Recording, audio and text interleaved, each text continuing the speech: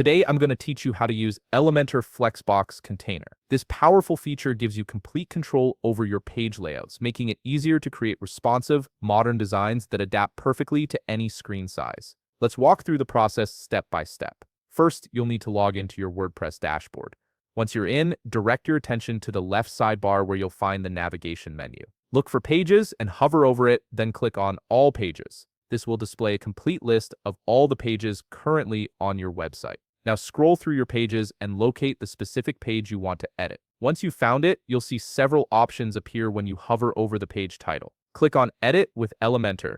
This action opens up the Elementor Editor interface, giving you access to all the visual building tools you need to customize your page. Inside the Elementor Editor, you'll notice a plus icon. This is your starting point for adding new elements to your page. Click on this icon and you'll see various layout options appear. From these options, select Flexbox. The beauty of Flexbox is that it presents you with multiple structure options right from the start, allowing you to choose the layout that best fits your design vision. Whether you need columns, rows, or nested containers, you can select your preferred structure at this stage. Next, let's focus on the content width setting. This option determines how your content stretches across the page. You'll see two choices here, boxed or full width. Boxed keeps your content contained within a specific width, creating neat margins on either side, which works great for traditional layouts. Full width, on the other hand, stretches your content across the entire screen, perfect for modern edge-to-edge designs.